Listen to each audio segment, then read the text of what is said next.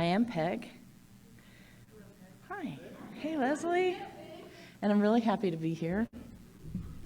And, when Reverend Liz asked me, to do the service while she was gone, I really wanted to go to Hawaii with her, but that was not an option. So here I am. Okay. And I have had a lot going on this year. And that's what we're going to talk about. So everything I'm talking about today is my experience, what's been going on with me. And she goes, well, we're talking about order. We're doing 12 powers. And I went, I got that. I could do it. Because my life is in such divine order that it's been driving me nuts. It's like, could we stop now? I got it, But so it's a perfect message for me. And,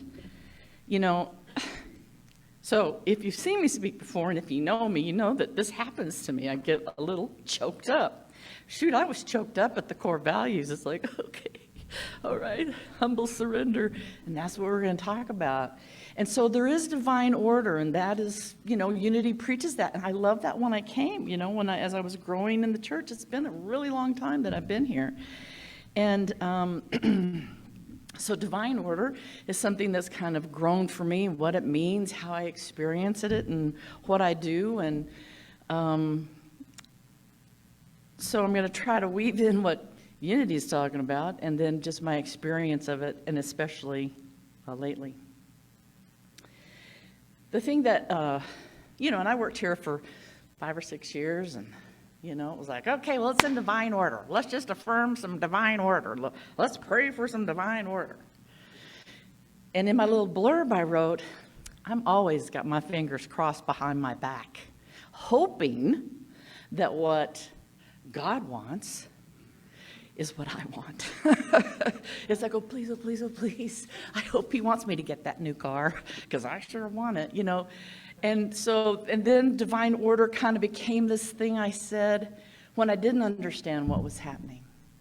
And people would go, well, it's just the mystery. And I want to go, yeah, to hell with that mystery. It's not the mystery. What does that mean? That's what you say when you don't understand, and that made me mad, and I didn't like it. But I'd say it, because I was a good little Unity girl. Divine order, yes, divine order. Now, the reason I had so much, that I was kind of cynical, is because like I mentioned when I told you about myself, I had a huge, huge problem with God when I first came here. Now, I was raised Presbyterian, and then I started going to Maple Lawn Baptist Church, where they scared the hell into me. I didn't really know about hell. Presbyterians, they don't talk about hell that much. But those Baptists did. And I had already done so many things, right, that I was already on the train. And I was like, there's no way out. I got saved 5 times, and that never worked. It's like, Jesus does not love me, or God, or whoever, right? And so, when I started going to those 12 steps program, they were talking about God. I had such a... I hated those words. I didn't want to talk about God. I didn't like it. And you know what that means? That means I have issues. God didn't do that. The Baptists did it. Why am I mad at Jesus? He was just hanging out, They're the ones that said all the stuff. So I had some misplaced anger, and it's taken me a while to, really work through that.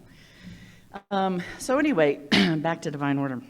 So coming here, and learning about that, and because of all that training or indoctrination I had, it just seemed like God was just some master chess player, And it's like, okay, so today we're going to play chess with Peg, and we're going to do this. And then we're going to do that and move this over here. And I guess he could do that because he's God, and, we got the universe. But that didn't feel very nice. So God's going to do something good for me that makes somebody else suffer, or stuff like that. It just didn't make sense. So I knew, and in coming here to Unity, that's when I was really able to start healing my definition of God, my relationship with God. And then I got involved in the Course in Miracles, and that really ruined everything for a while, because the world is a dream. This is just an illusion. Oh, great. Now what do I do? So anyway, I have a lot to deal with. But anyway, so I'm going to stop for that for a second and bring in some unity. And what's her name? She has a long name. Winifred Wilkinson Hausman wrote a book called Your God-Given Potential. It's pretty much a unity standard. And she says, should have made the font bigger on this. She says, divine order, is this mic on or am I on the microphone? All right, we'll be here. Divine order is the complete outgrowth of our complete agreement and cooperation with spiritual law. Complete agreement? You mean it's not going to happen if I'm not in complete agreement? It's not. It's going to happen. The divine order, here it is. It is or it isn't. There is no in between. It's like being pregnant. You either are or you are not. There is no kinda, right? And so I'm going to tell you who really taught me that lesson. George W. Bush. I love George W. Bush. I did not love George W. Bush when he was president, okay? And so here's a great story. And this is a story of surrendering to divine order, okay? So I'm driving through Texas. I'm going to Dallas. I'm in the middle of nowhere. You hit scan on the radio, and it's like, and it goes and goes, and it lands on local football, or it lands on those, fundamental Christian radio stations. So I'm thinking, God, I guess it's divine order that George W. Bush is the president. Now, I'm not trying to be political, because I was not a Republican. I'm just trying to tell you that you can use anything to grow, and probably your best lessons are the people you have the most angst with, okay? Those are the people whose feet you should be washing if I'm doing it right, okay? So I'm driving and I'm going, well, that must be it. It must be God's will. Everything's in divine order, or it's not. So I said, okay, Spirit. Actually, I said Jesus because he was on my good side then. And I said, let me see George W. Bush through your eyes. Let me see this person that I am so angry with through the eyes of love and peace and truth, and not, what the hell? Are you kidding me? Anger and judgment. Let me see this a different way. Let me see him a different way. And I meant that because I wanted to understand. I think I did what I think mainstream Christian people do. It's like all these truths, they're just for us here at Unity. They're not really for the stuff that happens out there.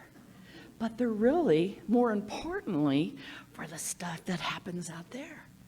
So, okay. So I said that. I felt it. I meant it. I wanted it. And I pushed scan. And it's buzz. And then it came on this song. This called Give Me Your Eyes. And it's a hardcore Christian song. And it's give me your eyes for just 1 minute. Give me your eyes so I can see everything that I've been missing. I almost had a wreck. It was like, are you kidding me? Is that like instant karma, instant prayer, heard, listened, here you go? I was dumbfounded. And I said, thank you, George W. Bush, and I have been in love with him ever since. I just love him. He's crazy. But what did I do? I surrendered to evidently this is divine order.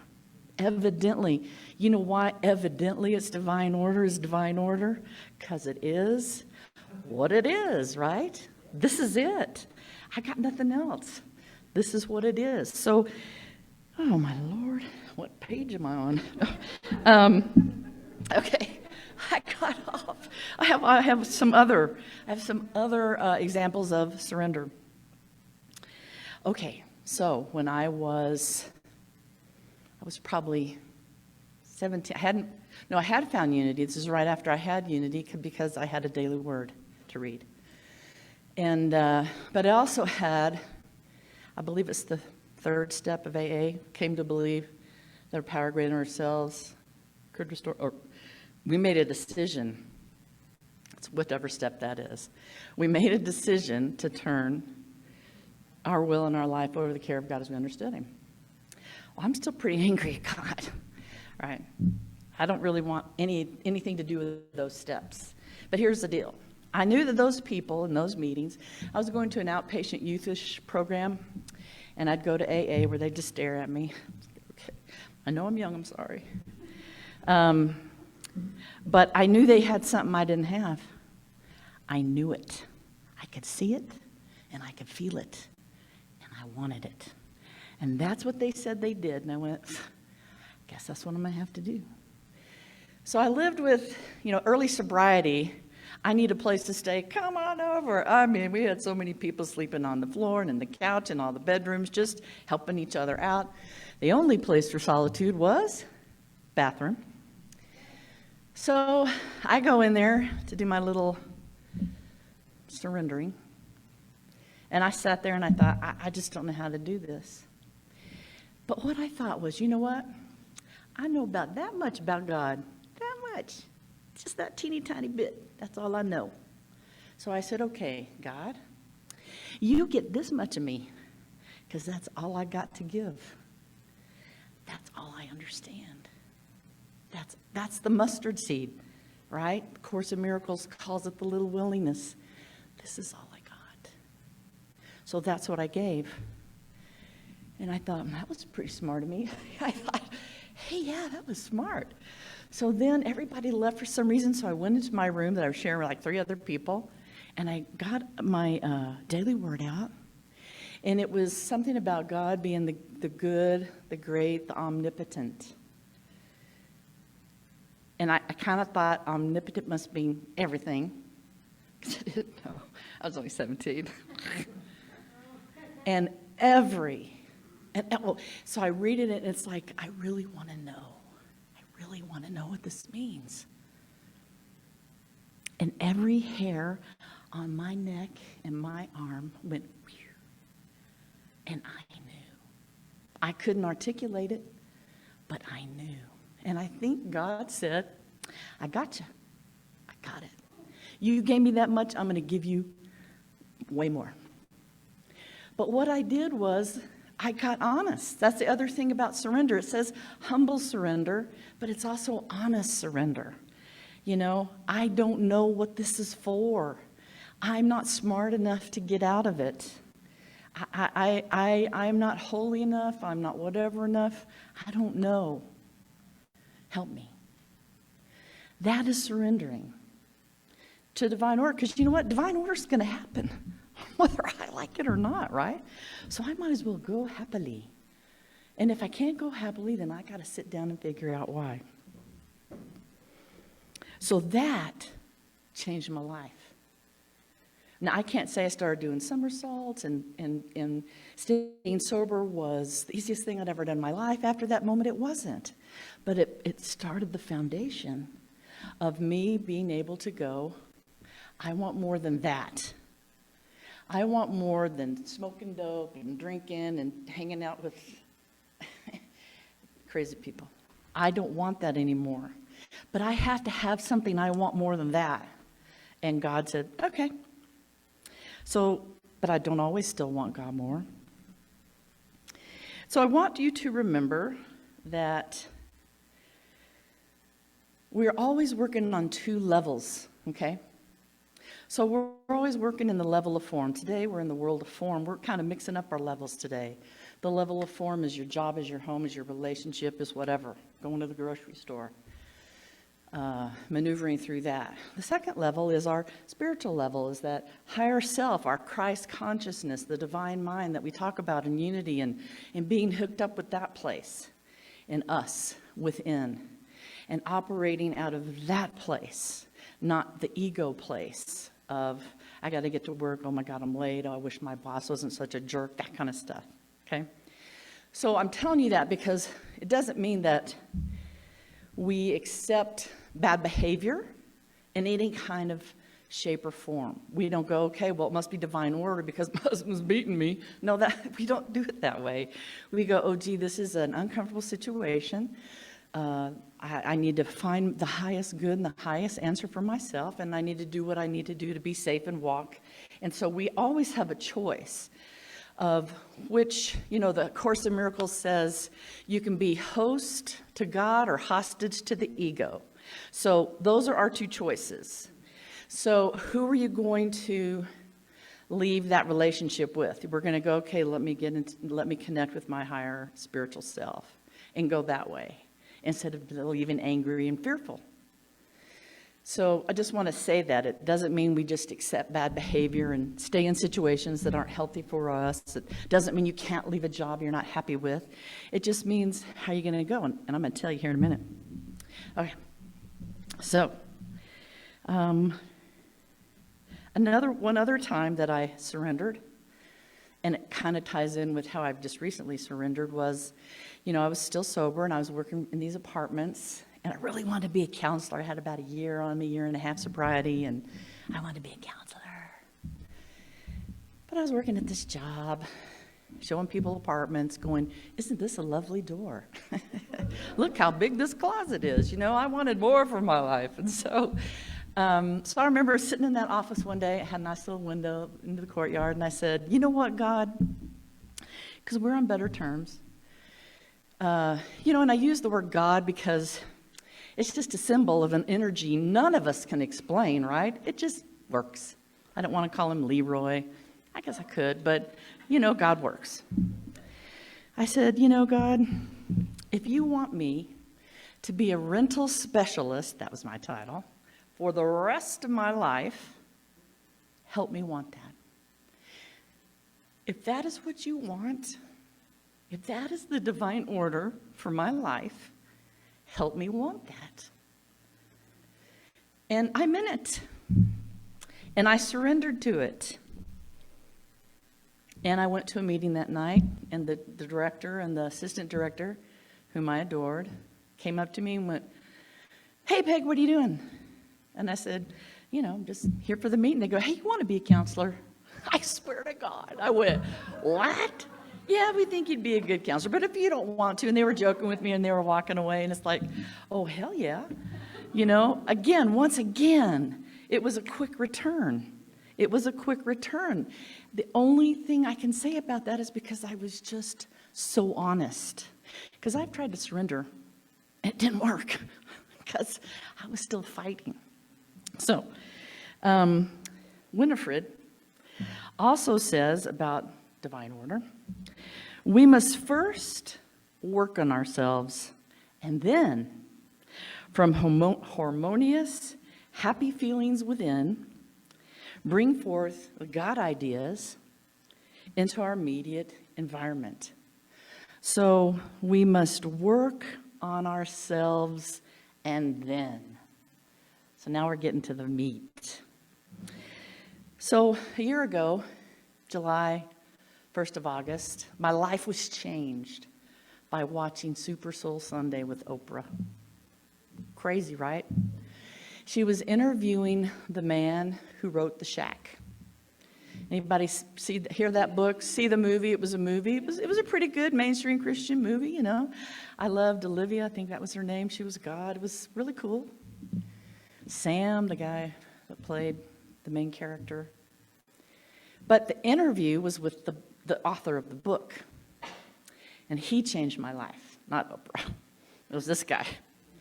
Because what he was talking about, which I didn't get, which is so silly, I didn't get what the shack represented. And he said the shack is that place, we all have our own shack inside. And in that shack is our deepest wound. And if you don't know, in the movie, in the book, this guy Sam, his daughter was kidnapped and murdered, and they found her body in the shack. And he was a very Christian guy, and he hated God after that, didn't want to go to church, didn't any of that. And one day he got a letter in the mailbox that said, meet you at the shack, love God. He thought people, were paying jokes on him. He was pretty upset.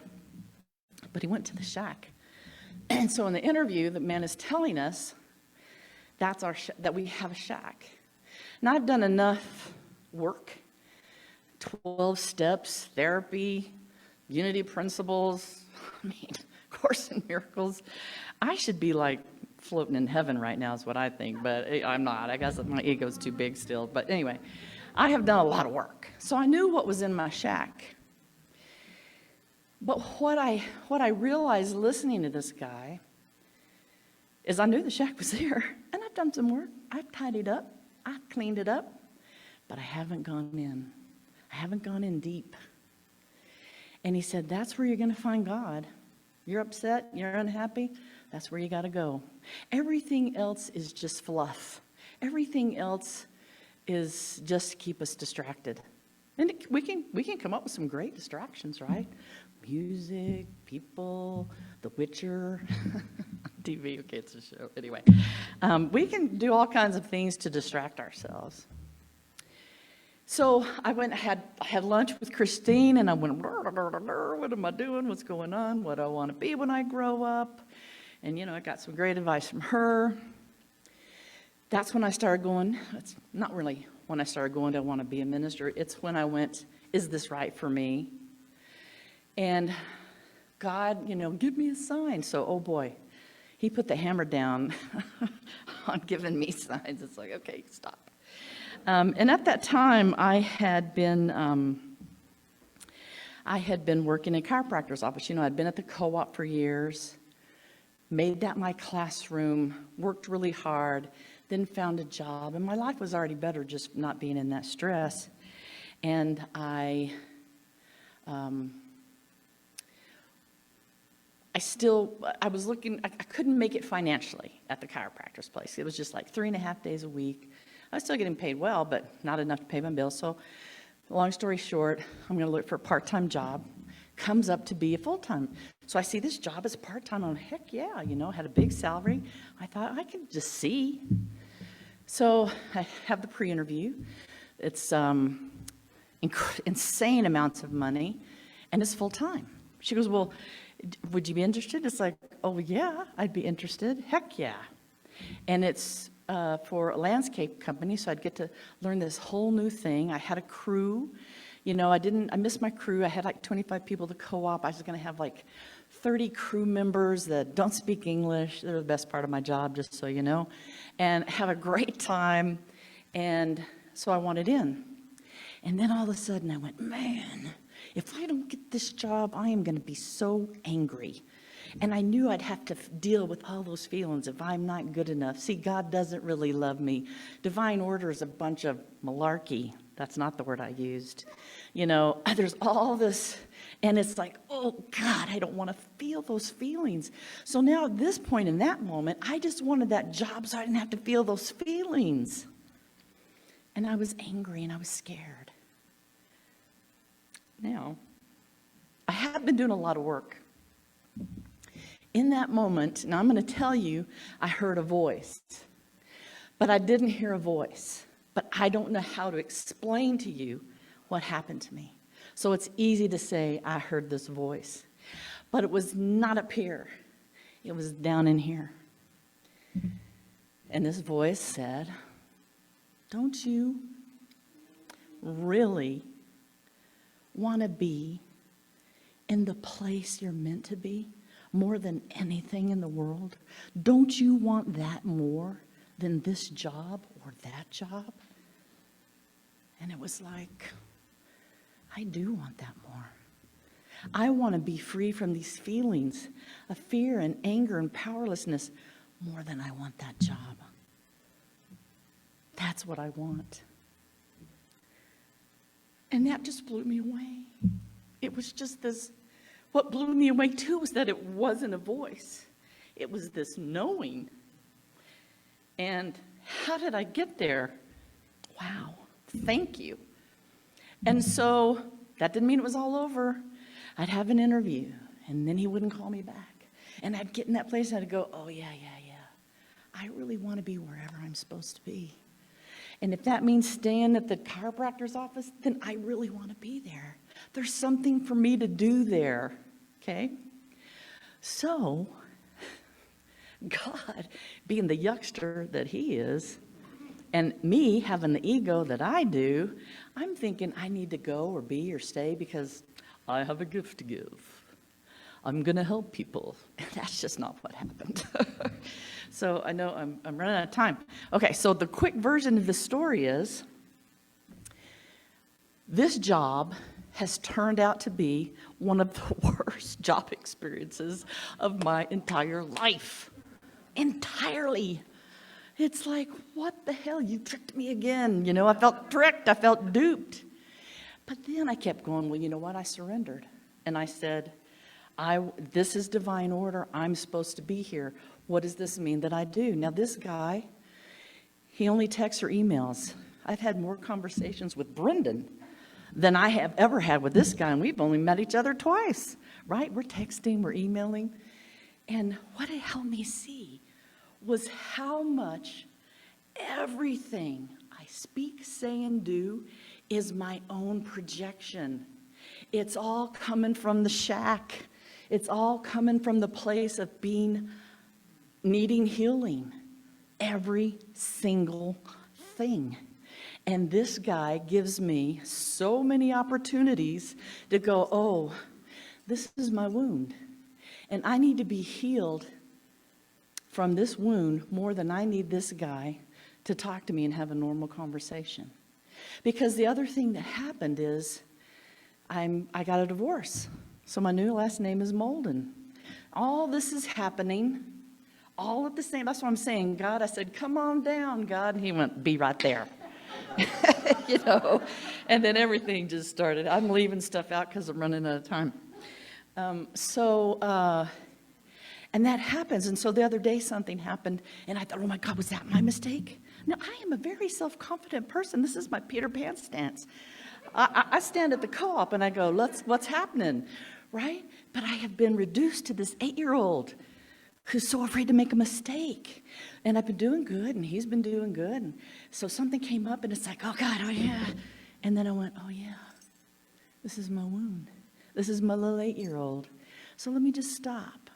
And let me love that 8-year-old. Let me just stop and go, everything's good. Let me just stop and go, Spirit, let me see this wound through the eyes of love and truth and not fear and not judgment. And thank you to this man who triggers every button, pushes every button I ever had. He's there so I can go, oh, I need to be healed. How did I get there? That's what I'm saying. Well, Winifred said we have to do our work. So I invite you to do your work. Anytime you have an upset, an anger, whatever, even if you're angry at Tom, it's not Tom, that's your anger. You have to go, why is this affecting me? How can I heal this so that if Tom says something that would make me mad, I can respond with love or, God, I'm so sorry you're feeling that way. How can we deal with it instead of, well, I'll show him? Because I was doing that with my boss. I'd go, well, I'll show him. I just won't say hello. I'm just not that person. This guy will walk into a room. I'm the only one in it. And he won't say hello. Like, who does that? I'm a human frickin' being here. Say hello to me, And I thought, well, I just won't say hello, but I'm just not that way. I just can't do it. It feels stupid. So I go, hey, what's up? Hello. That's hello. Okay, that's him. Wouldn't it be awesome if I could come to work every day and I am in that place and my shack is getting more healed, and I'm in that place where I can just be a presence of love for him? Don't you think somebody who just goes, hello, maybe needs a little love? Even if I don't say, hey, I love you, buddy. I just sit in my office and go, I'm going to surround him with my love right now. I'm just going to love him right now for a couple minutes. What does that do? There are no boundaries in consciousness, right? He's getting it, and I'm getting it. It's in giving that we receive. In the moment, I'm getting that love myself. I'm healing that wound. If I leave that job, my wound wins. And there was a point when I said, but hey, you know what? That one's going to follow me anywhere I go anyway. I might as well quit. Because, hey, it's been following me for Let's see, in 13 more shopping days, 64 years that wound has been following me. So, hey, why don't I just quit? Yeah, it just wouldn't work. This is because I surrendered to divine order. Okay, so we're going to do there is so much more. Not really, I did pretty good. So I just want us to take a moment and we'll bring it in. Let's go inward. Take a deep breath. Bringing your awareness back into here. And I'd like for you to think of a challenge. Maybe it's something that you put on your prayer list. An anger, an upset. Not on the gratitude side. We're going to the prayer side. What did you write down? God, help me get that job I want. God, make that guy I really want to talk to give me a call. I like him. You know, there are so many different scenarios. So pick the one that resonates with you in this moment. And think about the details. Think about, in the world of form, what do you want from that situation?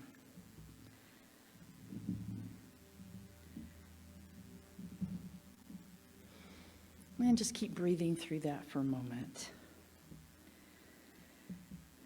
What is the outcome that your little personality, what's the outcome your personality of Peg wants in this situation? And now, bring your awareness down into your heart.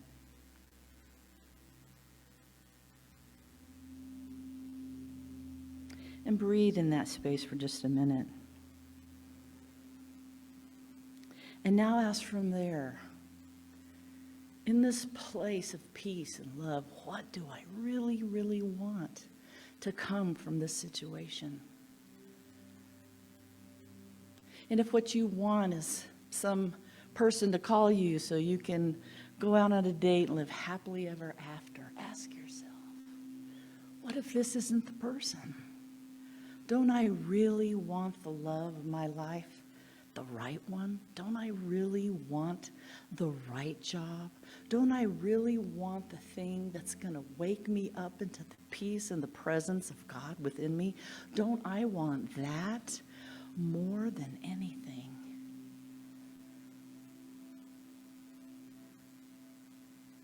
Don't I want to be so centered in love and peace that no matter what happens outside of me in the world of form, I stay centered in love. I stay centered in peace.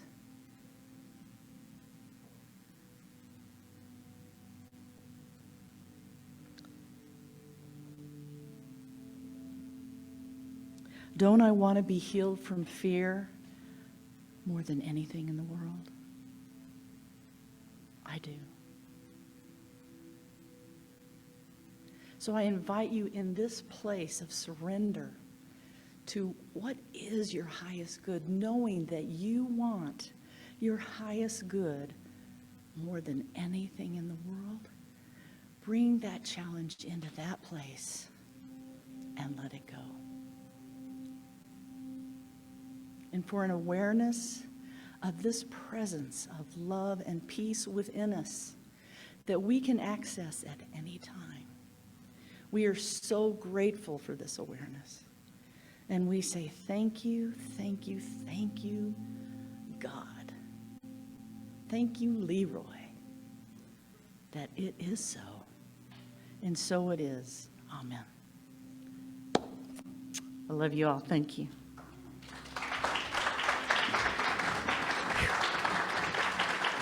It's hot up here.